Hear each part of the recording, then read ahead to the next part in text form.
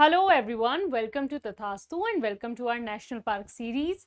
आज हम असम का जो लेटेस्ट डिक्लेयर्ड नेशनल पार्क है उसके बारे में जानेंगे। हमने ये पढ़ा है अब तक कि असम में जो है हमारे टोटल 7 नेशनल पार्क हैं। तो जो 7th नेशनल पार्क है which is Dihing Patkai national park, आज उसके बारे में पढ़ते हैं।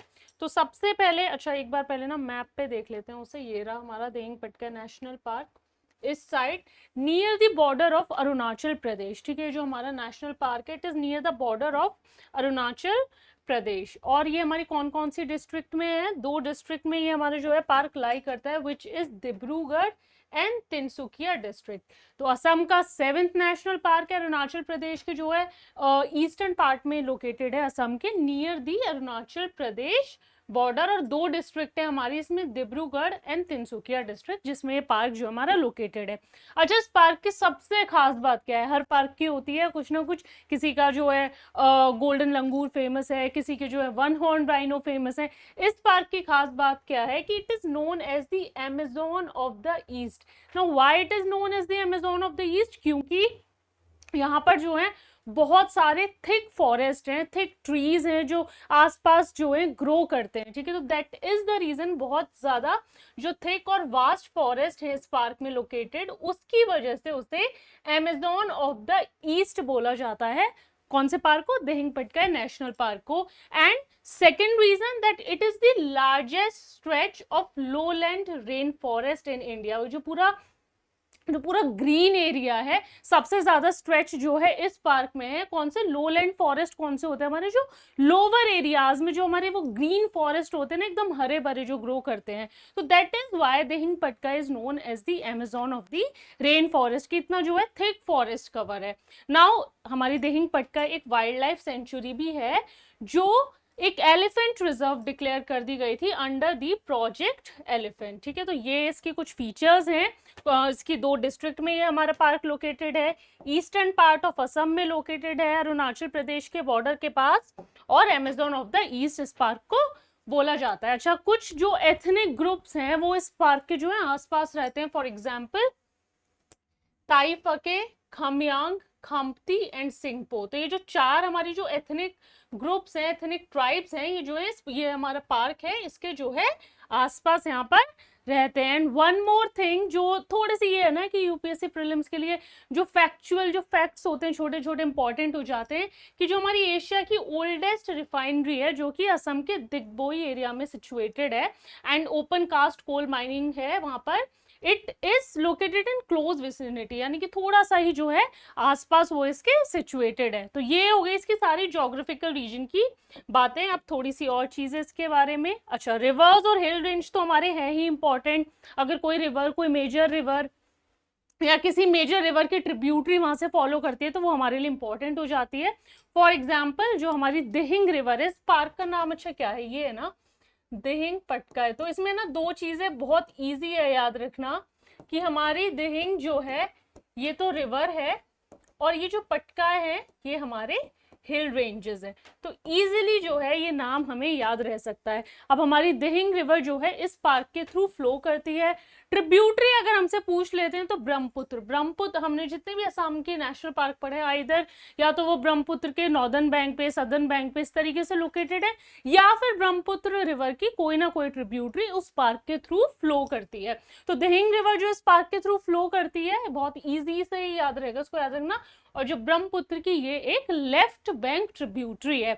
अब थोड़ा सा इसी रिवर के बारे में, कि ये जो हमारी रिवर है, दिहिंग रिवर है, ये कहाँ से इसका ओरिजिन है? इसका ओरिजिन भी बहुत इजी है याद रखना, पटकाई हिल्स। तो इस पार्क का बस नाम याद रहे तो इसके जो सारे ज्योग्राफिकल फीचर्स हैं वो आपको अपने आप ही याद हो जाएंगे, कि रिवर जो है हमारी दिहिंग है, और वो जो सोर्स क्या है उस रिवर का, पटकाई हिल्स। और जैसे कि हमने बात की थी कि हमारे जो वेस्टर्न हिमालयाज हैं वो हमारे हिमाचल प्रदेश और सब स्टेट में है, एंड हमारे जो ईस्टर्न हिमालयाज हैं वो हमारे नॉर्थ ईस्ट साइड पर है। तो ये जो पटकाई हिल्स भी हैं ये ईस्टर्न हिमालयाज का जो है पार्ट है। अभी एक बार मैप पे भी देख लेंगे तो और ज्यादा क्लियर हो जाएगा। अब दिहिंग रिवर की ही हम बात कर रहे हैं, तो जो 2 डिस्ट्रिक्ट है हमारी जहाँ पर हमारे जो पार्क है वो लोकेटेड है, तो उन्हीं 2 डिस्ट्रिक्ट में ये जो है फ्लो करती है, और फिर ये जाकर मिल जाती है ब्रह्मपुत्र से, कहां पर? दिहिंग मुख पर। ठीक है, तो ये दिहिंग जो रिवर है उसके कुछ फैक्ट्स हैं। अब एक बार उसको ना मैप पे भी देख लेते हैं तो ज़्यादा क्लियर हो जाएगा। ये रहा मैप हमारा दिहिंग रिवर का, मैं साइड हो जाती हूँ। एंड ये रही हमारी दिहिंग रिवर जो यहाँ से ओरिजिनेट हो रही है नियर, ये हमारे पटकाई हिल्स। ये भी अभी हम आगे देखेंगे मैप पर, जब इन रेंजेस के बारे में पढ़ेंगे ना तो और जो है क्लियर हो जाएगा। और ये हमारी ईस्टर्न हिमालयस का पार्ट है, ये हमें ज़रूर याद रखना है कि इधर जो है हमारे वो ईस्टर्न हिमालयस सिचुएटेड है, और वो हमारा जो है बायोडाइवर्सिटी हॉटस्पॉट का भी पार्ट है। ये भी चीज़ें हमें याद रखनी है। देखो यहाँ से फ्लो होना स्टार्ट किया और यहाँ जाके कॉन्फ्लुएंस बनता है। तो ये है हमारी दिहिंग रिवर जो Patkai hills which are part of eastern Himalayas, वहां से ओरिजिनेट करती है। अब हिल रेंजेस भी इजी है स्पार्क की याद रखनी है ना, जो उसका नाम है उसी में एक रिवर है और एक जो है हिल रेंजेस है। तो हमारी जो हिल रेंजेस जो नेशनल पार्क है ये पटकाई हिल रेंजेस जो है उसमें सिचुएटेड है। और ये जो हिल्स है हमारी 3 स्टेट के अक्रॉस जो एक्सटेंड करती हैं, असम, नागालैंड एंड अरुणाचल प्रदेश। ठीक है, नॉर्थ ईस्ट इंडिया के हमारे स्टेट हैं।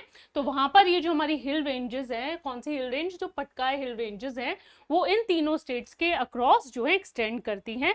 और पटकाई हिल्स को हम एक नाम से और जानते हैं, ये एक इंपॉर्टेंट फैक्ट हो जाता है, पूर्वांचल रेंज के नाम से भी जाना जाता है। ठीक है, तो छोटी छोटी चीज है कि ये तो हमें पता है कि पटकाई हिल्स किसका, ईस्टर्न हिमालयस का पार्ट है। लेकिन अगर उसका कोई नाम पूछ ले कि which of the following hills is known as the Purvanchal range, आपके पास 3 ऑप्शन आए हैं, ओनली 1, ओनली 2, ओनली 3, इस तरीके से क्वेश्चन आया है। तो पटकाई हिल्स जो है हमारे 3 स्टेट के अक्रॉस एक्सटेंड करते हैं, which is Assam, Nagaland and Arunachal Pradesh. वो क्या है, उसे ही हम, उन्हीं हिल्स को हम जो है पूर्वांचल रेंज के नाम से जानते हैं। And these hills are also part of जो हमारा इंडो म्यांमार बायोडाइवर्सिटी हॉटस्पॉट है ना। मैंने 4 बायोडाइवर्सिटी हॉटस्पॉट आपको बताए थे, अब वो रिविजन करने का टाइम है, तो आप उसको कमेंट सेक्शन में बताएंगे कि कौन कौन से हैं। तो ये लार्जर पार्ट जो हमारी ईस्टर्न हिमालयस का है, ये उसका भी जो है पार्ट बन जाता है। तो ये थी हमारी हिल रेंजेस।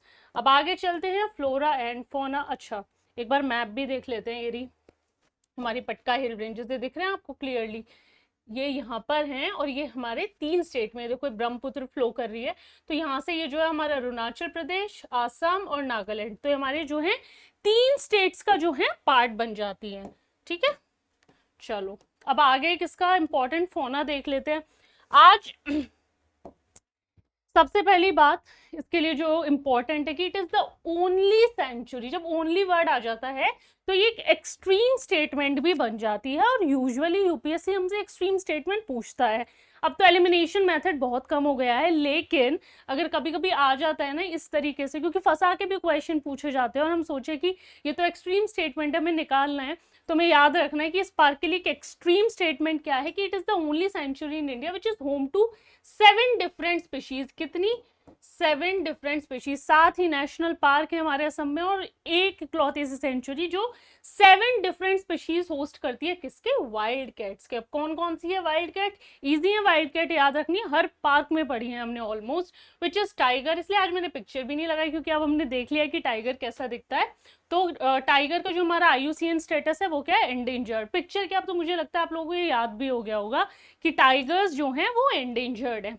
फिर आता है हमारा लेपर्ड, वो क्या है? वो है वल्नरेबल। अच्छा, ये एक चीज, ये हमारी 7 जो है टोटल वाइल्ड कैट्स हैं, उसमें से एक फैक्ट आपको ये याद रखना है कि ओनली वाला, कि ओनली सेंचुरी है। और दूसरा जो है जिनका IUCN स्टेटस, जो हम हर वीडियो में बात करते हैं, हर लेक्चर में बात करते हैं, इंडेंजर्ड, वल्नरेबल, ये सब जो लीस्ट कंसर्न है वो यूजुअली नहीं पूछे जाते हैं। ठीक है, तो जो हमारे 2 हो गई wild cats, tiger, elephant. Third है हमारा क्लाउडेड लेपर्ड। तो 2 तरीके के लेपर्ड हमको यहाँ पर मिलते हैं, और दोनों ही जो है वल्नरेबल है। अब आती है हमारी लेपर्ड कैट। ऑल्दो ये 7 वाइल्ड कैट स्पीशीज का पार्ट है, बट लीस्ट कंसर्न है। ठीक है, तो ये नहीं भी याद रहेगा आपको तो चलेगा, बट जनरल नॉलेज के लिए हमें पता होना चाहिए कि 7 के 7 वाइल्ड कैट स्पीशीज जो है ये पार्क होस्ट करता है।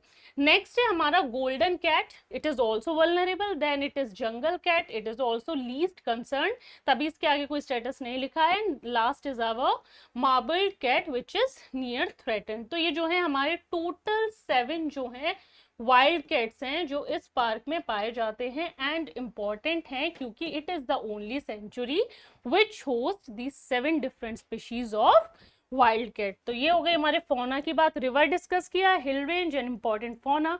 और डिस्ट्रिक्ट हमने देख ही ली थी कि कौन कौन सी। आई होप आपको सारी चीज़ें क्लियर हो गई हैं।